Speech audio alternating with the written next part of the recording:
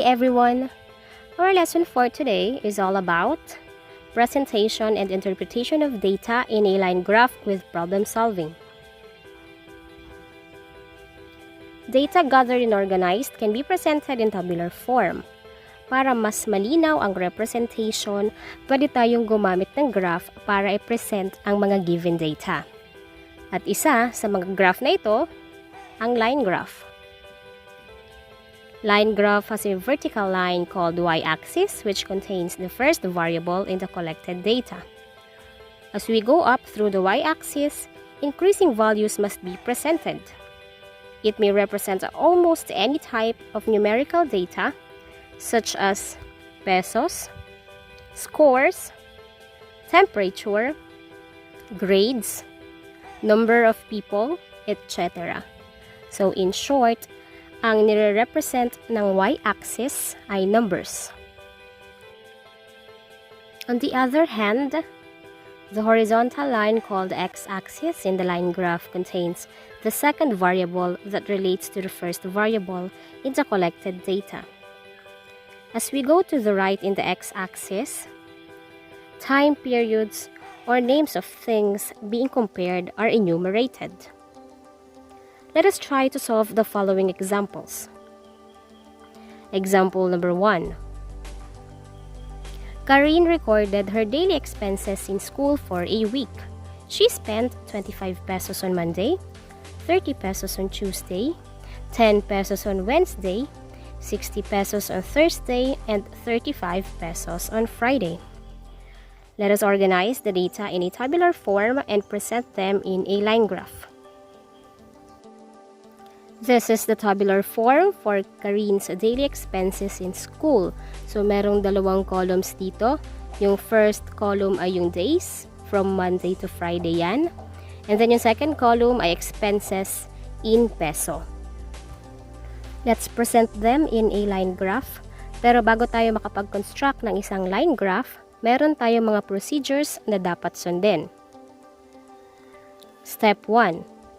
Draw the lines for the x-axis and the y-axis. So this is a horizontal line, so that's for x-axis. And yung vertical line naman, that's for y-axis. Step 2. Label the x-axis with the days following the proper order from Monday to Friday. Step 3. Label the y-axis from 0 to 70, increasing order as you go up. So for the expenses, ang interval natin ay 10. So when we say interval, yun yung agwat or pagitan sa bawat number. Yan, so this is the label for the y-axis. So yung scale natin ay from 0 to 70. So hanggang 70 siya kasi yung highest amount sa expenses ni Karine ay 60. So dapat included siya sa scale natin. Step 4. Plot the points that correspond the day and expenses. So this is the table. So nung Monday, ang expenses ni Karine ay 25. So pag magpa-plot tayo ng points, dapat yung point ay nakatapat sa day and then dun sa corresponding expenses niya. So yung point for Monday, dapat katapat siya ng M and then ng 25 since siya yung expenses ni Karine nung Monday. At dahil wala tayong 25 sa y-axis, we all know that 25 is between 20 and 30. So doon natin itatapat yung point. Yan. So yan yung unang point. The second point will be katapat dapat ng T for Tuesday and 30. Yan. And for Wednesday, it's 10 pesos. Thursday, it's 60 pesos. And for Friday, so 35, it's between 30 and 40 naman. Yan. Step 5, connect the points by a line segment. So yung point sa M, i-connect natin papuntang point sa T. And then papunta naman sa W. And then next one. And then the last one. Step 6. So this is the most important part. dapat hindi natin malimutan maglagay ng title para sa graph natin. So the title of our graph is Karin's Daily Expenses in School. Example number 2. Meanwhile, Karin's sister, Carla, also had recorded her daily expenses. This is the tabular form for Karin and Carla's daily expenses in school. As you can see, tatlo na yung columns natin ngayon. Yung first column ay 4 days pa rin, so from Monday to Friday. Second column is for Karin's daily expenses, and then yung additional column natin is for Carla's daily expenses naman. Draw a line graph for the given data above. So we will just copy the graph from example number 1. This is the graph for Karin's daily expenses earlier from example number 1. At dito rin natin ipoplot ang points para naman sa daily expenses ni Carla. At magdodraw din tayo ng bagong line segment. Preferably iba yung color para mas ma-identify natin kung alin ba yung graph ni Carla at alin yung graph ni Karin. At dahil meron tayong panibagong information, mababago na rin yung ating title ngayon. So, ang magiging title ng graph natin ay Karin and Carla's Daily Expenses in School. Now, let's plot the points for Carla's daily expenses in school. So, nung Monday, ang expenses niya ay 20 pesos. So, dapat katapat siya ng M and 20. So, yan, iba na yung color niya. On Tuesday, it's 25. So, dahil wala ring 25 sa y-axis, katulad kanina, it should be between 20 and 30. Yan. On Wednesday, it's 15. So, between 10 and 20. On Thursday, it's 50. And on Friday, it's 30. Yan. So, next step, we're going to connect the points by a line segment. So, iba rin yung color natin for Carla. Yan.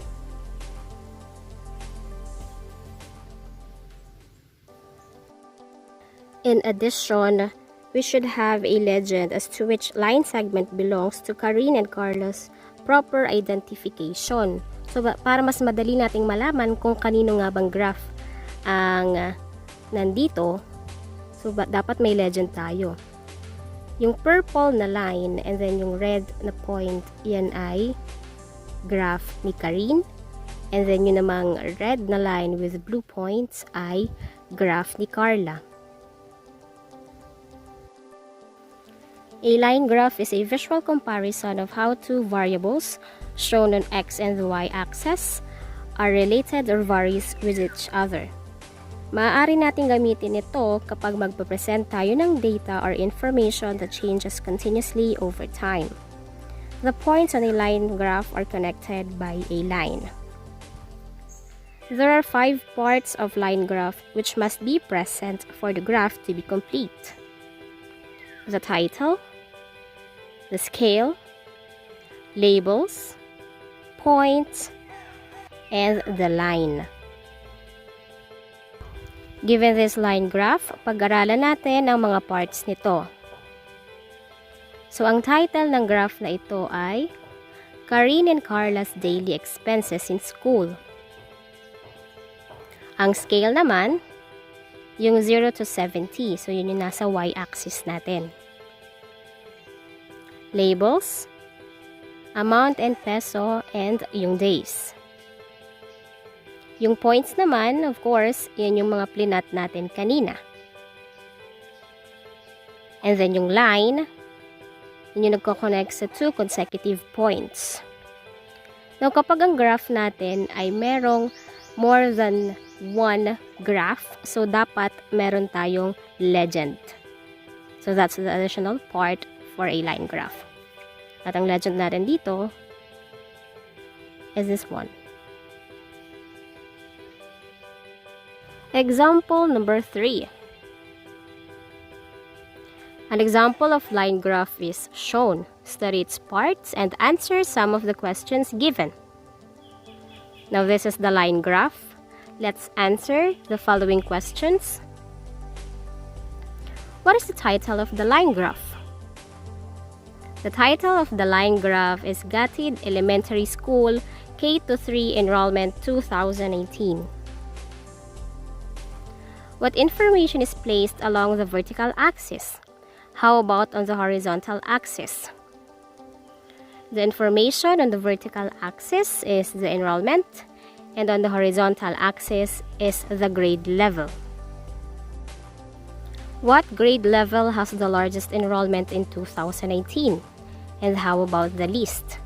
Now, para malaman natin kung anong grade level ang may largest enrollment, titingnan natin yung points. Yung pinakamataas na point, siya ang may largest enrollment, and then yung may pinakamababang point naman, siya yung may least enrollment. So as you can see, ang pinakamataas na point ay kindergarten and grade 3, while yung pinakamababang point naman ay grade 2. So therefore, ang may largest enrollment ay kindergarten and grade 3, while yung may least enrollment naman ay grade 2. How many is the combined enrollment for kindergarten and grade 3? So para malaman naman ang combined enrollment, we need to add the number of enrollees ng kindergarten and grade 3. So ang kindergarten ay merong 200 enrollees. Same lang ng grade 3 dahil pantay lang sila. So 200 plus 200 equals 400 enrollees. Example number 4. Let us go back and compare Karine and Carla's graph of expenses in school by referring to the graph shown, and let us answer the questions that follow. Now this is the graph. What is the title of the graph? The title is Karine and Carla's Daily Expenses in School. What does the scale in the y-axis represents? It represents the amount of their daily expenses. In which day or days were Carla's expenses greater than Karine's? Now, para malaman natin kung kailan ang araw na yon, tingnan natin ang given graph. Yung color blue ay kay Karine, and then yung orange naman ay kay Carla. So, kailan ba yung araw na mas mataas yung orange compare sa blue? So, ang araw na yon ay noong Wednesday. So, Wednesday, mas mataas ang expenses ni Carla kesa kay Karine. What is the difference between their expenses on Friday? When we say difference, we need to subtract. So, magkano ba ang kanilang expenses ng Friday? 35 and 30. So, therefore, 35 minus 30 equals 5 pesos. Example number 5. Grade 5 ARIS of Gatid Elementary School held their class elections last Monday. For the position of secretary, Scarlett, Jelani, and Karine were nominated. In their class of 30 pupils, they gained the number of votes. Scarlett got 9 votes, Jelani got 5, and Karine got 14 votes. Organize the data in the table and answer the questions that follow. Now, this is the table. So, ilagay natin ang mga data. So, first column, it's for nominees. And then, yung second column naman ay number of votes. Ang first nominee natin ay si Scarlett with 9 votes. Jelani with 5 votes. And Karine with 14 votes. Answer the following questions. How many grade 5 pupils voted for the election of secretary in grade 5 ARIS? So para malaman natin kung ilan ang bumoto, we're just going to add the number of votes. 9 plus 5 plus 14 equals 28. So therefore, 28 grade 5 pupils voted for the election. What is the total number of votes gained by Jelani and Karine? So para naman malaman natin kung anong total number ng votes ni Jelani and Karine, i-add natin yung number of votes nilang dalawa. So 5 plus 14 equals 19. So therefore, the total number of votes gained by Jelani and Karine is 19. What is the difference in the number of Karine's and Scarlett's votes? Now, since difference naman, we're going to subtract. Yung number of votes ni Karine ay 14, and yung kay Scarlett naman ay 9. Now, 14 minus 9 equals 5. Therefore, the difference is 5. If there is a total of 30 pupils in grade 5 ARIS, how many pupils did that vote? Ngayon, para naman malaman natin kung ilan ang hindi bumoto, isa-subtract natin yung total number of votes which is equal to 28 from 30. So 30 minus 28 equals 2. So therefore, 2 pupils did not vote. If all students were present last Monday, who do you think will win the election for secretary? Now, para malaman natin kung sino ang mananalo kung pumasok lahat ng estudyante last Monday, yung 2 points ay i-add natin sa lahat ng number of votes ng bawat nominees. And then, i-check natin kung sino ang mananalo. Kung si Scarlett ang ibinoto ng dalawang absent, 9 plus 2 equals 11. Now, kung si Jelani naman, 5 plus 2 equals 7. At kung si Karine, 14 plus 2 equals 16. Based dun sa ginawa natin, kahit si Scarlett or si Jelani ang ibinoto ng dalawang absent, hindi pa rin nila malalamangan si Karine. So, I think Karine will win. Present the votes of the nominees using line graph. So, susundin natin yung mga procedures in constructing a line graph. So, ang step 1, let's draw the lines for X and Y axis. Yan. So, this is for X axis and then this is for Y axis. Next, lagyan natin ng label ang X axis. So, ang X axis natin will be for the nominees, si Scarlett, Jelani, and Karine. And yung y-axis naman ay yung number of votes. So, we're going to use 5 as our interval. So, from 0 to 15 yan. Yan. So, included ang ating highest number of votes which is equal to 14.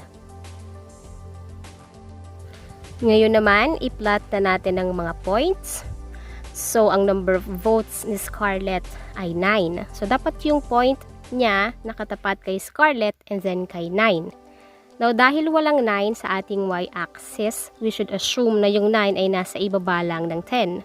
Hindi kasi pwedeng nasa middle siya ng 5 and 10 kasi 7.5 ang value nun. So, dapat nasa ibaba lang ng 10 yung point. Yan. So, for Jelani, so number of votes niya ay 5. And then for Karine, so 14 sa ibaba lang ng konti ng 15. Yan. Now let's connect the points using a line segment. So from Scarlett to Jelani and then Jelani to Karine. Na yung last step natin, maglalagay tayo ng title para sa ating graph.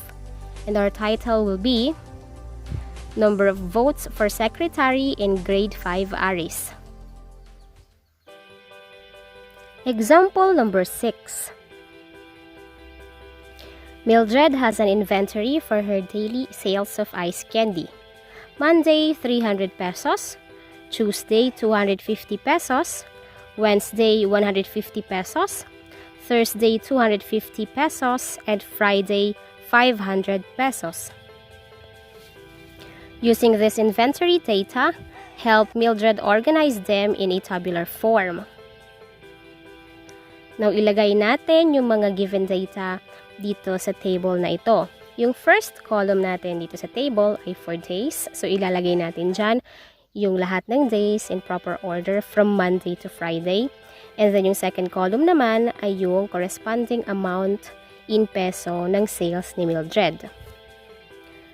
So, nung Monday, ang sales niya ay 300 pesos. Tuesday, 250 pesos.